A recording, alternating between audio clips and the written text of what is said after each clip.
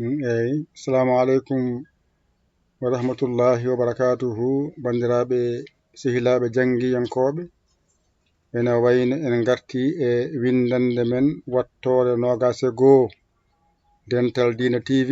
Amo jeenoke hen jiɗɗo jeede he, bisimilla ma.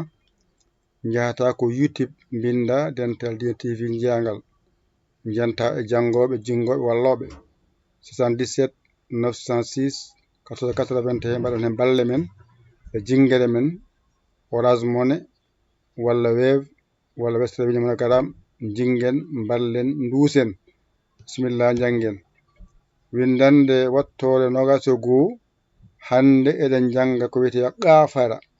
Ay fajorɗo hanno ngabbina ha dow ga kepta qafara, nde wonno konko ɗo haaɗi. Kono an noon bindowo tugguɗo tan gadda ha dow ɗo wonta qafara. Qafara woodi e Qur'ana walla qaf toɓɓuɗo gasi. Ɗo noon ko wotere woni dow ɗo ne wiya qaf toɓɓuɗo. Mi wi noon woɓɓe hen ko wotere less wona fa toɓɓuɗo, wotere dow wona qaf toɓɓuɗo. Ɓe hen noon ko wotere dow wona fa toɓɓuɗo, ɗiɗi dow wonta qaf toɓɓuɗo. Enen noon ko wotere dow nde cuɓiɗen taw. Ɗo ko wotere dow ene wiya qaf toɓɓuɗo.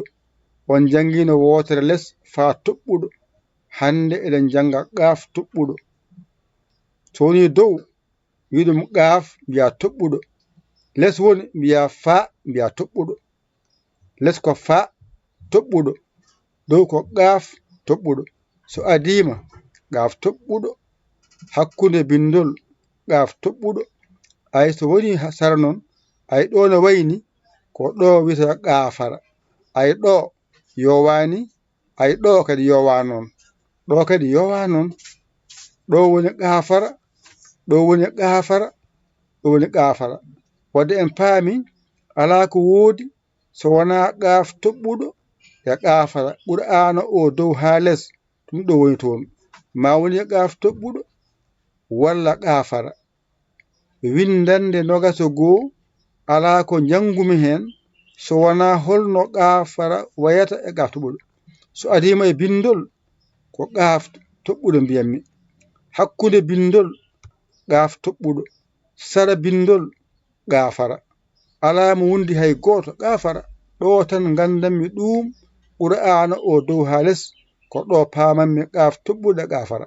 So wayni addu ɗum ɗo nawa ha dow wona qafara.